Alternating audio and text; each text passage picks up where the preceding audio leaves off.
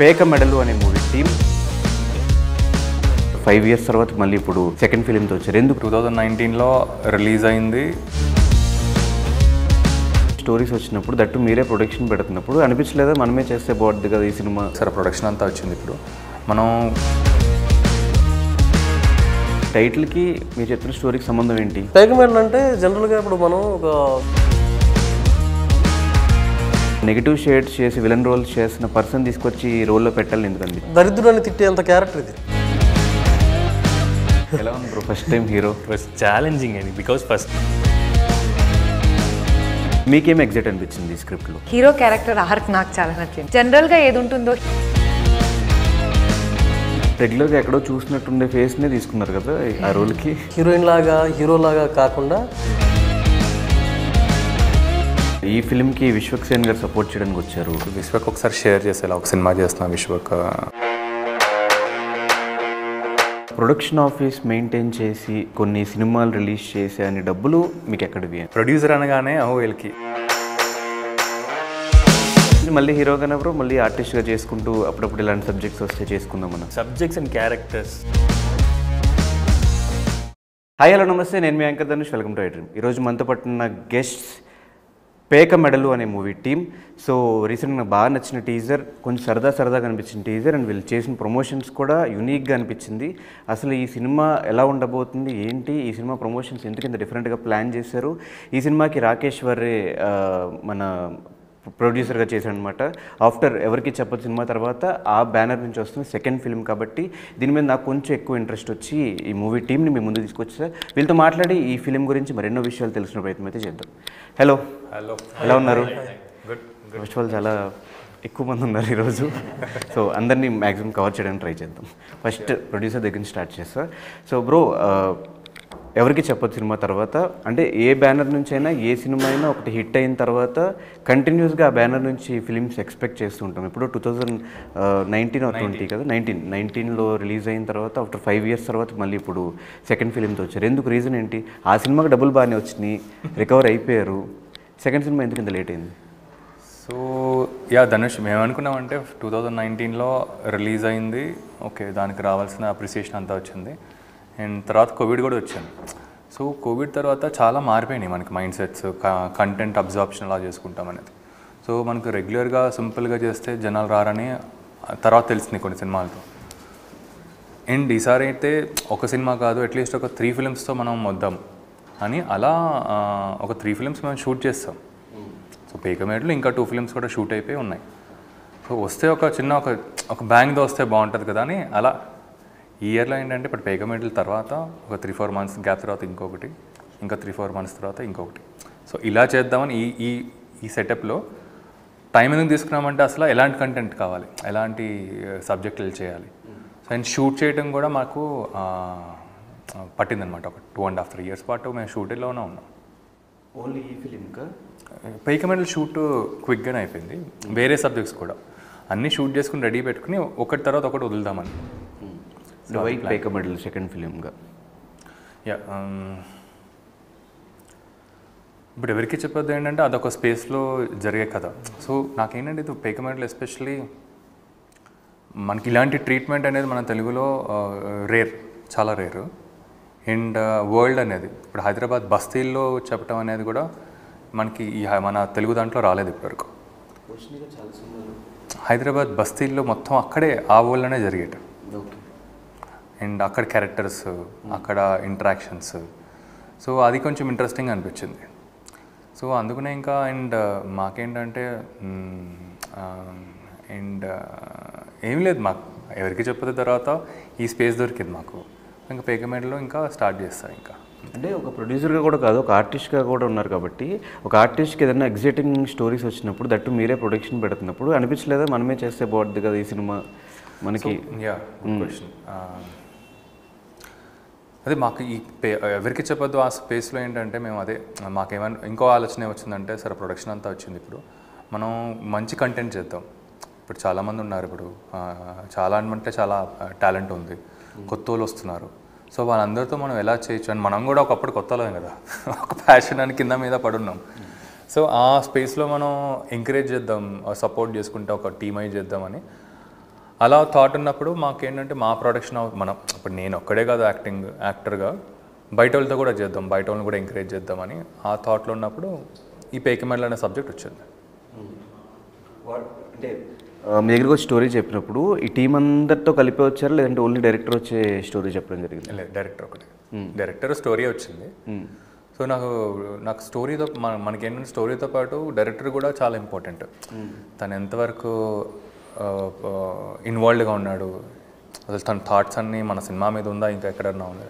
So నీలగిరితో అసలు నాకు 2-3 మీట్స్లో నాకు అర్థమైపోయింది అనమాట, తనకి ఇంకా సినిమానే తన మొత్తం లైఫ్ అంతా.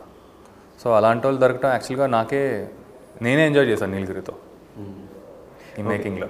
Okay, so director of the ship ఎక్కడ స్టార్ట్ అయింది పేకమెడల్ స్టోరీ? అంటే ఇలాంటి క్యారెక్టర్ డ్రివెన్ ఫిల్మ్స్ చాలా చూస్తూ వచ్చాం, మొత్తం కంప్లీట్గా హీరో క్యారెక్టర్ మీదే రన్ అయ్యే సబ్జెక్ట్ కదా ఇది. సో ఆ ఫిలిమ్స్కి ఈ ఫిలింకి డిఫరెన్స్ ఏంటి, అసలు ఇది ఎక్కడ స్టార్ట్ అయింది? అది కంప్లీట్గా ఫస్ట్ ఆఫ్ ఆల్ హీరో మీదే రన్ అవుతుందండి. సో 2 బ్యాలెన్స్డ్ క్యారెక్టర్స్ లాగా ఇద్దరి మీద రన్ అవుతుంది, హీరోయిన్ మీద. సో మేజర్గా ఈ కథ చాలా రియల్ లైఫ్లో చూసిన సిచ్యువేషన్ నుంచే క్రియేట్ చేసుకుంది. సో దాన్ని చాలా హ్యూమర్గా ఎలా చెప్పాలన్న పాయింట్ ఆఫ్ వ్యూలో ఆలోచించుకొని ప్లాన్ చేసింది ఇదంతా. సో నేను ఒక 10th క్లాస్ ఆ టైంలో నేను ఒక చిన్న ఇన్సిడెంట్ చూశాను. ఒక బిలో మిడిల్ క్లాస్ హౌస్లో ఒక హస్బెండ్ వైఫ్తో బిహేవ్ చేసే విధానం అది సిమిలర్గా ప్రతి ఫ్యామిలీలో కూడా ఎవరో ఒకళ్ళు మన సరౌండింగ్లో అలా బిహేవ్ చేస్తూ ఉంటారు, అలా చూస్తూ ఉంటాము. ఆ ప్రాబ్లం అది ఆ పెయిన్ అనేది ఎప్పటికైనా కానీ రిపీట్ అవుతూనే ఉంటుంది. సో అది టైం పీరియడ్ స్పాన్ ఒక 10 years 15 years క్రితం చూసినా కానీ ఈ రోజు కూడా అది స్టిల్ అది ఎమోషన్ అనేది కంటిన్యూ అవుతూనే ఉంటుంది రకరకాలుగా. సో ఇవంతా చూసే ప్రాసెస్లో దీన్ని కొంచెం ఎంటర్టైన్మెంట్ వేలో చెప్పాలి, చాలా సీరియస్గా కాకుండా దాన్ని ఒక కామిక్గా చెప్పాలి. అట్ ద సేమ్ టైం మనకు ఒక స్ట్రాంగ్ ఒక కన్విన్స్ ఒకటి ఉంటుంది రైటర్లో కానీ డైరెక్టర్ కానీ. నేను ఒక కన్విన్స్ తీసుకున్నాను ఈ స్క్రిప్ట్ త్రూ ద్వారా. సో ఇలా అంటే యాజ్ ఎ రైటర్గా యాజ్ ఎ డైరెక్టర్గా నాకు ఆ ఫిలిం ఎలా ఎండ్ అవ్వాలి, ఎందుకు ఎండ్ అవ్వాలి అనేది రెగ్యులర్గా కాకుండా ఒక డిసిషన్ తీసుకునే చాయిస్ వచ్చింది. సో దానికి రాకెట్ నాకు సపోర్ట్ చేసింది. అంటే ఇలా వద్దు అలా వద్దు అని అనకుండా ఇది చాలా బాగుంది, ఏదైతే ఒక థాట్ని ఎండింగ్లో కన్విన్స్గా చెప్పదలుచుకున్నావో అలాగే చూద్దాము, దీన్ని మళ్ళీ వాంటెడ్గా ఏదో చేయాల్సిన అవసరం లేదన్నట్టుగా. సో అలా జరిగినది. కానీ టైటిల్కి మీరు చెప్తున్న స్టోరీకి సంబంధం ఏంటి? సో పేకమెడల్ అంటే జనరల్గా ఇప్పుడు మనం ఒక middle class below middle class ఈ ఫ్యామిలీస్లలో అందరికీ ఒక డ్రీమ్స్ ఉంటాయి, ఏదో ఎదగాలనో లేకపోతే ఒక జీవితంలో అలా అవ్వాలి ఇవ్వాలా అని. సో రియల్గా ఒక డ్రీమర్ ఒకరు ఉంటారు. అంటే ఇప్పుడు ఫర్ ఎగ్జాంపుల్ రియలిస్టిక్ డ్రీమ్స్ కొన్ని ఉంటాయి. అంటే మీరు బాగుండాలను, కొంచెం ఏదన్నా ఒక బెటర్ హౌస్కి వెళ్ళాలో, లేకపోతే ఒక పిల్లలకి ఎడ్యుకేషను, లేదా కొంచెం మనీ సేవ్ చేసుకోవాలనో, ఇవన్నీ కొంచెం రియాలిటీ గోల్స్ ఉంటాయి. ఈ రియాలిటీ గోల్స్తో పాటు అత్యాశకి వెళ్ళిపోయే వాళ్ళు, అన్నెసెసరీగా రాత్రికి కోటీశ్వరులు అవ్వాలని, క్రేజీ ఐడియాస్, లేజీ ఐడియాస్, కదలకుండానే కోట్లు సంపాదించాలి. ఈ ప్రాసెస్లో ఉంటే అక్కడ జరిగే సిచ్యువేషన్ ఏంటి, ఆ ఫ్యామిలీ ఎలా కొలాప్స్ అవుతుందని చెప్పడానికి ఈ టైటిల్ అది. కానీ ఈ స్టోరీలో మీకు వినోద్ ఎందుకు మైండ్లోకి వచ్చాడు? అంటే ఒక నెగిటివ్ క్యారెక్టర్స్ చేస్తున్న నెగిటివ్ షేడ్స్లో ఉన్న వాళ్ళు మ్యాక్సిమం హీరోస్గా అంటే చాలా తక్కువ మందికి ఆ థాట్స్ వస్తూ ఉంటాయి. ఏ హీరోస్ ఉన్నారు, ఎవరికి అప్రోచ్ అవ్వాలి, ఎవరికి స్టోరీ చెప్పాలి, ఇట్లా ఉంటుంది. కానీ ఒక నెగిటివ్ షేడ్స్ చేసి విలన్ రోల్స్ చేసిన పర్సన్ తీసుకొచ్చి ఈ రోల్లో పెట్టాలని ఎందుకు అనిపించింది? సో వినోద్ ఏంటంటే జనరల్గా వినోద్కి ఉన్న ఒక ఇమేజ్, ఇప్పుడు మామూలుగా చూస్తే నా పేరు శివ కానీ బయట ఏదైతే ఉందో ఒక విలని, ఒక సైకో అనే ఇలా ఈ కైండ్ ఆఫ్లో ఏదో ఉంది. సో ఈ కైండ్ ఆఫ్లో మనోడి మీద ఒక ఇంప్రెషన్ అనేది ఒకటి ఉంటుంది. సో నా ఐడియా ఏంటంటే ఇప్పుడు ఈ క్యారెక్టర్ని కూడా మీరు అంత ఓన్ చేసుకుంటారు, చాలా ఇష్టంగా దరిద్రుడని తిట్టేంత క్యారెక్టర్ ఇది చెప్తున్నది. అంటే సినిమాలో one of the worst character అంటే హీరోది. సో దాన్ని పుల్ చేయడానికి మనకు నమ్మడానికి కూడా దగ్గరగా ఉండాలి. సో ఈ పర్సన్ అయితే జనం ఓన్ చేసుకోవాలి కదా ఫస్ట్. సో అది ఓన్ చేసుకునే ప్రాసెస్ కూడా అది ఒకటి ఉండాలి. సో అది వినోద్ అంటే ఇప్పుడు నా పేరు శివ కానీ లేకపోతే ఇప్పుడు అదర్ ఫిలిమ్స్ తను ఏదైతే చేసిండో ఆ షేడ్స్ ఇందులో ఉండవు. సో దానికంటే కొంచెం ఇంకా తను ఒక యాక్టర్గా ఒక డిఫరెంట్ షేడ్స్ని తన బాడీ లాంగ్వేజ్ చాలా ఈజీగా కన్విన్స్గా చేంజ్ చేయగలుగుతాడు. సో తన యాటిట్యూడ్ని వైఫ్ దగ్గర ఒకలాగా, బయట ఒకరి దగ్గర ఈ చాలా చేంజెస్ ఉంటాయి. అది ఏంటి, అది ఏదో డ్రామాలాగా చెప్పాలని కాకుండా అది రియల్ లైఫ్లో జరుగుతున్నట్టుగా వీడి లైఫ్ని మనం క్యాప్చర్ చేస్తున్న టోన్లో ఎంటర్టైన్గా చెప్పాలనే ఉద్దేశంతో మనం చూస్ చేసుకుంటాం. ఎలా ఉంది bro first time hero? Yeah, it was. అంటే అప్పుడు సైకో రోల్స్, విలన్ రోల్స్ చేసి So it was challenging, and because first ఈ character quite a challenging character. Lots of shades ఉన్న ఈ క్యారెక్టర్లో. Sometime we need the audience to love him. Sometime we need the audience to hate him. Sometime we need the audience to empathize with him, to feel empathy with him. So there were a lot of shades. But we had a lot of time. They gave me time and space to rehearse. So we rehearsed for almost 1.5 months. We rehearsed and దాని తర్వాత షూటింగ్కి వెళ్ళాము. So అప్పుడు కొంచెం relax అయ్యి okay చేయొచ్చు, let's go అని. So చాలా వరస్ట్ క్యారెక్టర్ అని చెప్తున్నారు, ఎందుకంటే వరస్ట్ సైకో క్యారెక్టర్స్ కూడా చేస్తున్నారు. దానికన్నా ఇది ఇంకా చాలా వర్స్ట్, ఇది రియలిస్టిక్ వర్స్ట్ క్యారెక్టర్. అదేంటే it's cinematic or extreme characters. ఒక సైకో కిల్లర్, సీరియల్ కిల్లర్ అంటే అది ఎక్స్ట్రీమ్ క్యారెక్టర్స్. బట్ ఈ characters are very normal characters in a society. You can see them every day. So this is more dangerous. So what kind of characterisation you have? This is, how to say, he's a very selfish, and he lives in a bastilo, a normal lower middle class level life, but his mind ekkado Banjaralslo or even avunu. So he's already there. ఇక్కడ ఏదో కొంచెం కాలం ఇక్కడ time pass చేస్తున్నాడు అంతే. So his dreams are not realistic and he will give away anyone, his close people, just for himself. So అలాంటి character భార్య. Yeah. So మీకేం excite అనిపించింది ఈ స్క్రిప్ట్లో? స్క్రిప్ట్లో నేను అదే చెప్పాను సార్, అప్పుడు అయితే కూడా ఇది హీరో క్యారెక్టర్ ఆర్క్ నాకు చాలా నచ్చింది. అది డిసైడింగ్ పాయింట్ అని నాకు అనిపించింది. అది ఎప్పుడు నరేషన్ చేశారో జనరల్గా ఏది ఉంటుందో హీరో క్యారెక్టర్ ఆర్క్ ఏముంటుందో అలా లేదు, కొంచెం డిఫరెంట్ పర్స్పెక్టివ్లో ఉంది అనమాట. సో అది నాకు చాలా నచ్చింది. సో మీ క్యారెక్టరైజేషన్ ఏంటి? అంటే ఇప్పుడు కొన్ని రిలేటబుల్ క్యారెక్టర్ అనే చెప్పొచ్చు. స్ట్రాంగ్ ఫీమేల్ క్యారెక్టర్ ఒకటి ఇప్పుడు మేము చూసుంటాము, లైక్ ఈ పక్కింటి అమ్మాయో ఇలాంటి ఒకటి, వాళ్ళ ఫ్యామిలీ నుంచి ఎలా ఉంటారు ఆడవాళ్ళు, అలాంటి ఒక క్యారెక్టర్ ఉంది అనమాట. అంటే రెగ్యులర్గా ఎక్కడో చూసినట్టుండే ఫేస్నే తీసుకున్నారు కదా ఆ రోల్కి? అంటే మన అంతే రియల్ లైఫ్లో రిఫరెన్స్నే రిఫ్లికేట్ చేయాలనే ఉద్దేశంతో, అంటే హీరోయిన్ లాగా హీరో లాగా కాకుండా, సో మనము ఇప్పుడు ఒక రియల్ లైఫ్లో ఒక మనిషిని చూస్తే మనం రిలేట్ అవుతాం కదా, సో ఆ టోన్లో ఉంటే సరిపోయిద్ది అన్న థాట్తో తీసుకున్నది. చాలా రియలిస్టిక్ సీన్సే, బట్ విత్ హ్యూమర్ తోటి చేసేలా ప్లాన్ చేసుకున్నది. సో రియల్ లైఫ్కి ఏమన్నా సిమిలారిటీస్ ఉన్నాయా క్యారెక్టర్కి, మీ క్యారెక్టర్కి? నా క్యారెక్టర్కి వరలక్ష్మి క్యారెక్టర్ యాక్చువల్లీ కంపేర్ చేస్తే Varalakshmi character is much more sorted as a person compare to me. Yeah. So yeah, అంటే లైక్ లాట్ ఆఫ్ క్యారెక్టర్ అంటే చాలా, ఇప్పుడు ఆ decision how they take a decision. ఇప్పుడు ఫ్యామిలీ మ్యాటర్కి వస్తే ఏదైనా నేను చేయాలి, నేను చేయగలను, వాళ్ళకి I want to do this. ఇప్పుడు ఫిలంలో ఒక కొడుకు ఉంటాడు, సో తనకి స్కూల్కి ఇంగ్లీష్ మీడియంలో పంపాలంటే నేను ఎలా చేయాలి, ఎలా చేయొచ్చు, ఇలాంటి ఫాస్ట్ డిసిషన్స్ ఏం తీసుకుంటారో అది ఎంత ఈజీగా వస్తుంది. సో అది నాకు like if I see that no ఇంత సార్టెడ్గా like I want to become that, అలాంటి స్ట్రెంగ్త్ అలాంటి ఏముంటుందో అది డెఫినెట్గా is something I want to become but not there yet. And ఈ ఫిల్మ్కి విశ్వక్సేన్ గారు సపోర్ట్ చేయడానికి వచ్చారు, ఎలా అనిపించింది? ఎవరు అప్రోచ్ అయ్యారు ఫస్ట్? విశ్వక్ కొంచెం తెలుసు, నాకు బాగానే తెలుసు. అండ్ ఇలా విశ్వక్ గ్యాంగ్స్ ఆఫ్ గోదావరిలో వినోద్ అప్పుడు వర్క్ చేస్తున్నాడు అనమాట. సో జస్ట్ విశ్వక్ ఒకసారి షేర్ చేసేలా ఒక సినిమా చేస్తున్నా విశ్వక్, ఇలా వినోద్ కూడా ఉన్నాడు అన్నప్పుడు అసలు నా సైడ్ నుంచి నేను ఏం చేయగలుగుతాను, ఏం కావాలి చెప్పు అని చెప్పాడు. మాకైతే టీజర్ ఈవెంట్ ఉందో వస్తే బాగుంటుంది అంటే వచ్చి నాకు ఈ డేట్స్ చెప్పాడు అనమాట. ఈ డేట్స్లో నాకు ఒక 2 dates ఇవ్వు, నేను వచ్చేస్తాను. So very sweet of him. అంటే నేను అట్లీస్ట్ ఇంకా ఎక్స్ప్లెయిన్ చేద్దాం అనుకుంటున్నాను, అరే ట్రైలర్ చూడు ఒకసారి విశ్వక్, చూసి నచ్చితే రా, నాకు ఏం అవసరం లేదు, మీ మైండ్ సెట్ ఎలా ఉంటుందో తెలుసు, నేనైతే వచ్చేస్తాను అని.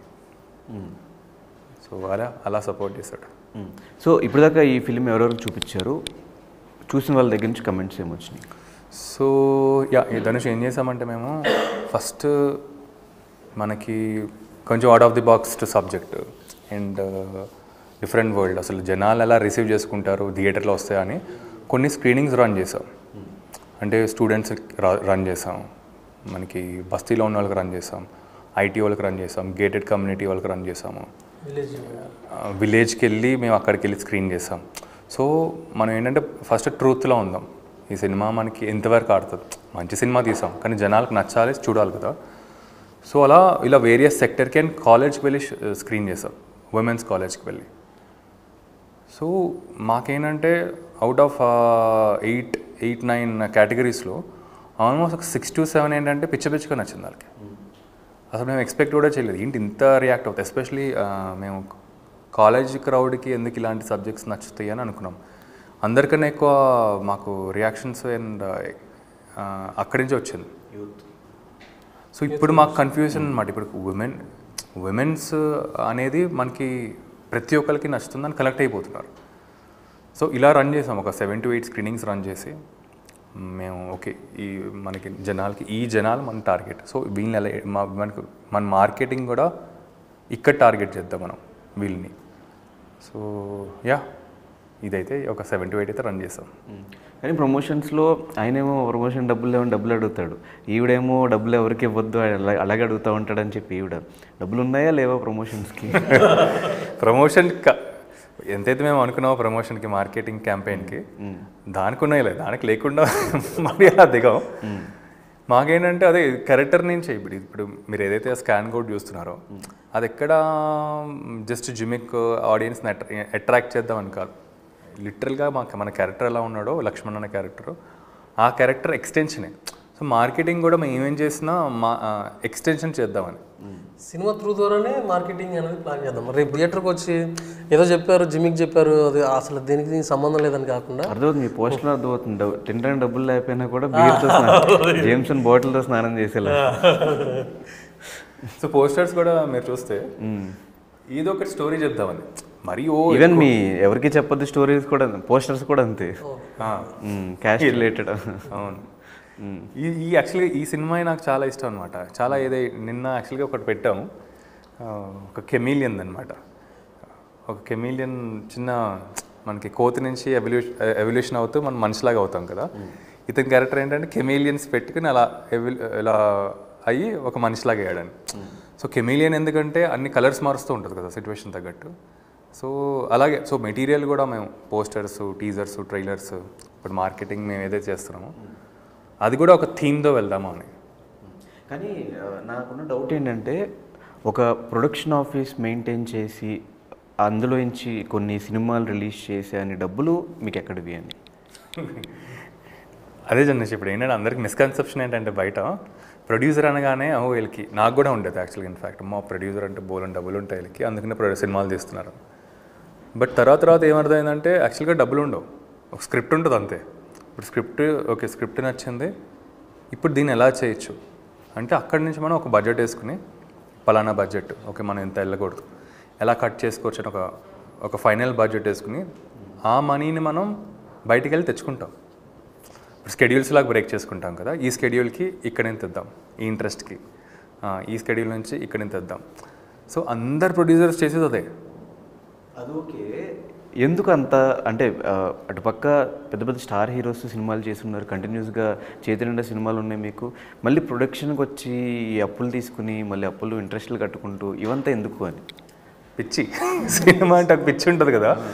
ఏదో మంచి ఒక సినిమా మనకు అనుకున్న ఒక వాయిస్ ఉంటుంది కదా లోపల, అరే ఇది చెప్పాలి ఎవరికైనా వేరే వాళ్ళకి. ఫర్ ఎగ్జాంపుల్ నీలగిరి వాయిస్ అది పేకమెట్లు, అది కనెక్ట్ అయినప్పుడు ఇది ఎలాగైనా ఎట్టి పరిస్థితుల్లో మనం చెప్పాలని ఒకటి వస్తుంది, అది ఎక్కడి నుంచి వస్తుందో తెలియదు మనకి. సో ఎప్పుడైతే అది వచ్చిందో నేనంటే గట్ ఫీలింగ్తో వెళ్ళిపోతాను అనమాట. సరే ఇది చేసేద్దాం. మా బ్యాక్ ఫైర్ అయితే మనం వేరే రకంగా సంపాదించుకోవచ్చు. అస్సలు నాకు బ్యాక్ ఫైర్ ఇప్పుడు సినిమా బ్యాక్ ఫైర్ అవ్వదు అని నేను పెట్టుకోను, ఒకవేళ అయితే ఏంటి మనం ఆగకూడదు, నెక్స్ట్ ఏం చేయొచ్చు అని. అందుకనే ఈసారి ఒక సినిమా పెట్టుకోలేదు, ఒక 3 పెట్టుకున్నా. ఇప్పుడు పేకమెంట్ల తర్వాత ఇంకా 2 ఫిల్మ్స్. ఇదొక కైండ్ ఆఫ్ ఎక్స్పెరిమెంట్, ఇదేమో కంప్లీట్ కమర్షియల్గా, ఇదేమో ఇంకా ఎక్స్ట్రీమ్ ఎక్స్పెరిమెంట్ ఇంకొక సినిమా. చూద్దాం అసలు ఈ 3 సినిమాల్లో అసలు మనం సక్సెసా కాదా అని. ఇది కాకపోతే ఇంకొకటి చేద్దాం. ఇది నిజమా లేదంటే ఏమన్నా బినామీ లేదా డబ్బులు దొరకడాలు ఏమన్నా? లేదు, అలా చేస్తుంటే మనీ ఎక్కువైపోయి సినిమా మీద ఇన్వెస్ట్మెంట్ పెట్టడం అలా ఉంటే బాగుండు, కానీ అలా అదైతే ఆ సిచ్యువేషన్లో లేదు. అలా ఎవరన్నా వచ్చి ఇన్వెస్ట్ చేస్తారంటే శుభ్రంగా నేను సినిమాలు చేసుకుంటా, ఇంకో 10 సినిమాలు చేయొచ్చు. సో ఇప్పుడు సినిమాలు కూడా తగినాయండి బ్రో, రీజన్ ఏంటి? ఆ జితేందర్ రెడ్డి ఒకటి కనిపించింది నాకు రీసెంట్గా, మీ సినిమాలు అంటే ఆఫ్టర్ ఎవరికి చెప్పొద్దు మళ్ళీ వస్తున్న సినిమా జితేందర్ రెడ్డి, అది కూడా ఇంకా రిలీజ్ అవ్వలేదు. 1 month బ్యాక్ టీజర్ రిలీజ్ చేస్తే బాగుంది టీజర్ అయితే. ఎందుకు ఈ గ్యాప్ ఎందుకు వచ్చింది? అందుకే డౌట్ వస్తుంది, ఎక్కడికైనా ముంబై అటు వెళ్ళిపోయి డాన్గా ఏదైనా సంపాదించుకుని వచ్చారా లేకపోతే? లేదు, ఫస్ట్ అయితే మేము రైటింగ్ స్పేస్లో అక్కడ ఉన్నాం, కథలు అసలు ఎలాంటి కథలు అనేది. ఈ జితేందర్ రెడ్డి గబుక్కుని వచ్చింది అనమాట, మధ్యలో వచ్చింది. సో సరే ఇంకా ఇప్పుడు నేను చేసే ప్రాజెక్ట్ నెక్స్ట్ అది ఆపి ఇంకా ఆ ప్రాజెక్ట్ కంప్లీట్ చేసుకోవాల్సి వచ్చింది. అండ్ ఈ గ్యాప్ ఎందుకో నాకు తెలియదు, ఎందుకో వచ్చింది, గబుక్కుని వచ్చింది. అంటే ఒకప్పుడు కంటిన్యూస్గా బ్యాక్ టు బ్యాక్ సినిమాలు ఉండేవి, మీరు ఆర్టిస్ట్గా ఉన్నప్పుడు కంపల్సరీ ఉండేది, పెద్ద పెద్ద సినిమాలతోనే వచ్చాం. అది ఈసారి నేను వస్తే కంటిన్యూస్గా చేద్దాం అని ధనుష్, అంటే ఇప్పుడు 3 films per year అని పెట్టుకున్నాం ఇంకా. సో లాస్ట్ ఇయర్ అది కుదరలేదు. లాస్ట్ ఇయర్ మాకేంటంటే గబుక్కుని జితేందర్ రెడ్డి వచ్చింది, పేకమేడ్లు బిజినెస్ అవుతుంది, వేరే సినిమా కంప్లీట్ చేయాలి. సరే లాస్ట్ ఇయర్ అయిపోయింది. అట్లీస్ట్ ఈ ఇయర్ నుంచి అన్నా అట్లీస్ట్ ఒక 3 films a year, next year ఒక 3 films a year అలా కన్సిస్టెంట్గా చేద్దామని. ఇంకా ఇప్పుడు July 19th స్టార్ట్ అయ్యామంటే ఒక మూడు సినిమాలు ఈ ఇయర్లో వచ్చేయాలి మన ప్రొడక్షన్ నుంచి. సో అలా టార్గెట్ అయితే అలా పెట్టుకున్నాం. సో మీకు ఒక ఆర్టిస్ట్గా కానీ డైరెక్టర్గా కానీ ప్రొడ్యూసర్ ఇన్వాల్వ్మెంట్ ఏమన్నా ఇబ్బంది అనిపించిందా ఎక్కడైనా? లేదు, ఇబ్బంది ఏమి ఉండదండి. అంటే జనరల్గా అయితే పక్కన పెట్టుకుని అడుగుతున్నాం ఏం చెప్తాడు అదేం కాదు, ఇబ్బంది ఏం కాదు. తను ఏంటంటే తను అంటే మీకు పాయింట్ ఆఫ్ వ్యూ ఉండొచ్చు, క్లైమాక్స్ ఇట్లా అనుకున్నా లేకపోతే సీన్ ఇట్లా అనుకుంటున్నాను, అస్సలు ఆయనకున్న నాలెడ్జ్లో ఆయనకు వేరే రకంగా అనిపించవచ్చు. ఏమని ఏం జరిగింది చెప్పాలి కాదు. అంటే తను కూడా ఒక ఫిల్మ్ మేకర్ లాగా, ఒక రైటర్ లాగా డిస్కస్ చేసే మైండ్ సెట్. సో ఏదైనా ఉంటే అలా డిస్కస్ చేసుకున్న స్టేట్ ఆఫ్లోనే ఉంటాం. కానీ ఒక ప్రొడ్యూసర్ లాగా ఓకే, ఇప్పుడు ఆయన ప్రొడ్యూసర్ లాగా అంటే ఆయనే డిమాండ్ చేసేవాడు కదా, నన్ను ఎందుకు పెట్టుకోని, వినోద్ ఎందుకు నేనే చేస్తాను అని ఒక ఫోర్స్ చేసేవాడు. సో ఆ మైండ్ సెట్తో ఇప్పుడు ఉండడు. అంటే ఓకే, ఈ కథకి ఏం కావాలి, దీనికి ఏం చేద్దాం, దీనికి ఇంకా కొన్ని ఎలా ఉండంటే నేను కొంచెం కన్సిడర్ చేస్తూ ఉంటాను భయంగా. అంటే సౌండ్ డిజైనర్, ఇప్పుడు ఫర్ ఎగ్జాంపుల్ మనకి జల్లికట్టు చేసిన వాళ్ళు మనకి సౌండ్ డిజైనర్ రంగనాథ్ రవి గారు. సో కరణ్ గణపతి అని సౌండ్ ఫైనల్ మిక్సింగ్ చేసేవాళ్ళు, చాలా టాప్ టీమ్ వాళ్ళంతా, చాలా పెద్ద సినిమాలు చేసేవాళ్ళు. అవ్వలేదు. సో వీళ్ళ పేర్లు నేను రిఫరెన్స్ చేయడానికి నేను కొంచెం డౌట్గా ఫీల్ అవుతాను, నాకున్న బడ్జెట్కి అంత ఇవ్వచ్చు అని. తను అసలు ఆలోచించడు, నువ్వెందుకు ఫీల్ అవుతావు, ఫస్ట్ అసలు ఎవరున్నారో టాప్ 10 మనం చెక్ చేద్దాం, వాళ్ళని అప్రోచ్ అవుదాం అని. సో ఆ కైండ్ ఆఫ్ సపోర్ట్ ఉంది. కానీ కథని లేకపోతే మేకింగ్ని కిందికి లాగదామనే ఆలోచన ఉండదు, దీన్ని చుట్టేసేసి దీన్ని అమ్మేసుకుందామని ఆ థాట్ కూడా ఉండదు. సో అది మేము మ్యూచువల్గా ఏమన్నా ఇట్లా ఓపెన్గా మాట్లాడుకుంటాం, డిస్కస్ చేసుకుంటాం. సినిమాకి ఏం కావాలి, ఈ సినిమా త్రూ ద్వారా మనందరం ఎలా బయటపడుతుంది, ఫస్ట్ ప్రయారిటీలని ఉంటాం. అది 2 కోట్లు అయి ఉంటుంది. ఈ పబ్లిసిటీ, ఈ పోస్టర్స్ రావడానికి ఇప్పుడే గుర్తుకొచ్చింది అనమాట. ఒక 5 పబ్లిసిటీ డిజైనర్స్ని మార్చాం. నాకు నచ్చక కాదు అసలు, ఇది నీగిరి ఏంటి అంటే నాకు బాత్ టబ్ స్లమ్ ముందు ఇలా చిల్ అవుతున్నాడు అనమాట. సో అంతనీ కదా, యాంటనీ అని కేరళలో మనకి ఒకటి దొరికాడు. మొత్తం మన అటు సైడ్ కన్నడ సైడ్ ఎతికాం, తమిళ సైడ్ ఎతికాం, మన ఇక్కడ ఉన్న వాళ్ళు బాగా చేయట్లేదు, మనకి కాన్సెప్ట్ సెట్ అవ్వట్లేదని. సో అలా ఇంకా రైట్ పర్సన్ కోసం ఇంకా నీలగిరియే. సో ఇలా అడగాల్సింది మన క్వశ్చన్. యాక్చువల్లీ ఆయన చాలా క్యాలిక్యులేటెడ్గా ఫస్ట్ ఎవరికి చెప్పొద్దు కూడా, వాళ్ళ టీము ఆయన మొత్తం క్యాలిక్యులేటెడ్గా బడ్జెట్స్ అంతా తగ్గించుకుంటూ ఎక్కడ తగ్గించుకోవాలి, ఎక్కడ పెట్టుకోవాలి ఇట్లా చేసుకుంటూ వచ్చారు. మీకు ఒక విజన్లో ఈ సీన్ ఇంత గ్రాండ్గా చేస్తే బాగుంటుంది అన్నప్పుడు ప్రొడ్యూసర్ వచ్చి ఇంత వద్దులే, బడ్జెట్ వేస్ట్, తగ్గించే అని చెప్పినప్పుడు మనకు కొంచెం ఇన్సెక్యూరిటీస్ ఉంటాయి కదా, ఎందుకు తగ్గించమన్నారు, ఈ సీన్ కొంచెం గ్రాండ్గా చేస్తే థియేటర్లో వర్కౌట్ అవుతుంది, అట్లాంటివి ఏమైనా ఉన్నాయి? అలా ఏం లేదన్నా, అవి కూడా ఏం లేవు, సిచ్యువేషన్ ఇప్పుడు రాలేదు. ఓకే, నేనే అంటున్నాను ఇది ఏమో తగ్గించొచ్చా నేనంటా ఉంటే లేదు, నువ్వు ఎలా వెళ్ళాలో నువ్వు అలా వెళ్ళు, నువ్వు నేను కదా మనీ గురించి ఆలోచించి నీకెందుకు అని ఆ సినారియో జరిగింది. కానీ తగ్గించడం అనేది జరగలేదు. ఓకే, ఎంత 2 కోట్లు అయిందప్పుడు బడ్జెట్? ఇంకెక్కువైంది, క్లోజర్ టు 3. ఎట్లా మరి ఆ టైంలో మనకు ఒక 3 crores అబోవ్ పెడుతున్నాము అంటే మార్కెటింగ్ వైజ్ కూడా చూసుకుంటాం కదా, ఈ హీరోకి ఎంత మార్కెట్ ఉంది, డైరెక్టర్కి ఎంత మార్కెట్ ఉంది, హీరోయిన్కి ఎంత మార్కెట్ ఉంది, అవేం ఆలోచించలేదా? వస్తాయి, ఎందుకు రా, శుభ్రంగా వస్తాయి. కానీ ఏమైపోతుందంటే మనకి ప్రోడక్ట్ మేము ట్రై చేసాం ఆల్మోస్ట్ ఒక 2 అరౌండ్ అక్కడే రౌండ్ ఆఫ్ చేద్దామని. కానీ మనకి ఏంటంటే మనం అనుకుంది ఇప్పుడు టెక్నికల్గా ఇప్పుడు సౌండ్ డిజైన్ మనకి చాలా పోస్ట్ ప్రొడక్షనే మనం 1 year పాటు చేసాం. ఇవన్నీ చేయకపోతే ప్రాబ్లీ వేరే సినిమాలకి వేరే సబ్జెక్ట్స్ నేను చేసే ఇచ్చాము. కానీ ఈ సినిమాకి ఏంటంటే అటు రియలిస్టిక్గా ఉండాలి, ఎంటర్టైనింగ్గా ఉండాలి, అండ్ స్టిల్ మన సినిమా అని అనిపించాలి. మరీ రియలిస్టిక్గా వీళ్ళు వెళ్ళిపోయారు అలా మనకి ఇది టఫెస్ట్ ఫిల్మ్ యాక్చువల్గా నాకు చెప్పాలంటే పేకమేడ్లు అనేది. సో ఇప్పుడు మీ క్వశ్చన్ ఏంటంటే రికవరీయా? నేను ప్రిపేర్ ఉన్నా. ఇప్పుడు థియేటర్స్ జనాలు రావట్లేదు, ఇవి అంతా కలికి ఇలాంటి సినిమాలు అంటే మేబీ ఇంట్రెస్ట్ చూపిస్తున్నారేమో, కానీ థియేటర్స్ రావడం కష్టమైపోతుంది. నెక్స్ట్ ఓటీటీలో వచ్చేస్తుగా 21 days చూసే చిన్న పాయింట్లో ఉన్నారు. అంత హ్యూజ్ బడ్జెట్ ఎందుకు అని, రికవర్ ఎట్లా అని.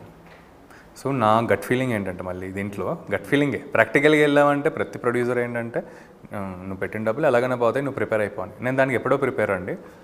కానీ నా గట్ ఫీలింగ్ ఏంటంటే ఇప్పుడు మంచి కంటెంట్ మనం తీసి జనాల్ని మనం థియేటర్కి రప్పించగలిగితే ఆటోమేటిక్గా వాళ్ళే తీసుకెళ్తారు.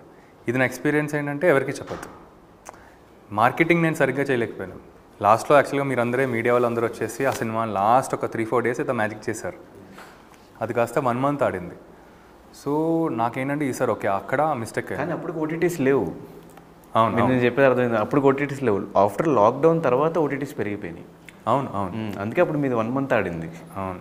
కానీ ఇప్పుడు కూడా నాకు కాన్ఫిడెన్స్ ఏంటంటే మంచి కంటెంట్ ఇచ్చాం అనుకో, మన ఎస్పెషల్లీ మన తెలుగు ఆడియన్స్కి థియేటర్కి వెళ్ళి చూడటం ఇష్టం కదా మనకి. మంచి కంటెంట్ ఇస్తే కంపల్సరీ వెళ్తారు. ఎందుకు నేను కంపల్సరీ ఏ సినిమాకైనా ఫస్ట్ డే ఫస్ట్ షో వెళ్తాను.